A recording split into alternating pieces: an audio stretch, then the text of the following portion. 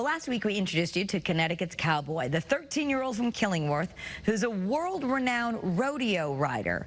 But he's also a budding entrepreneur. Channel 3's Caitlin Nuclo shares how his community has really supported his business and his dream.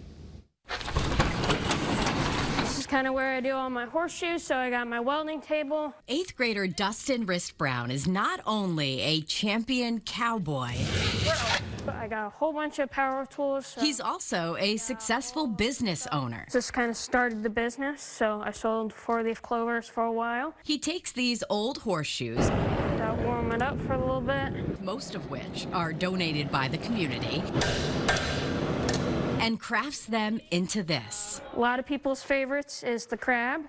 So I'll use horseshoes as the legs and old wrenches as the claws with some nuts as the eyes.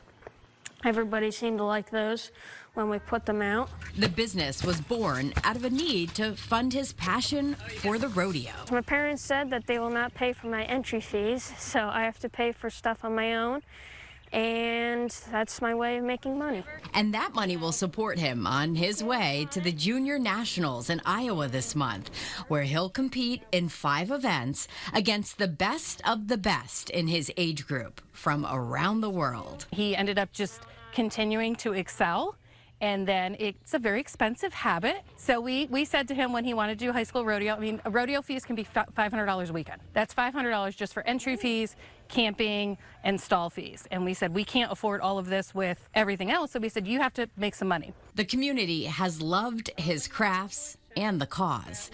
And so far, he's made thousands of dollars to help him compete. When I reached out to the community about ways for him to sell his crafts, everybody was so supportive. Dustin is competing this weekend, so of course we're cheering him on and wishing him luck. And if you're interested in buying some of those horseshoe crafts that he makes, Dustin does take some orders online. He also sells them locally at craft fairs. We have more information about that up on the WFSB app. I'm Caitlin Nuclo, Channel 3 Eyewitness News.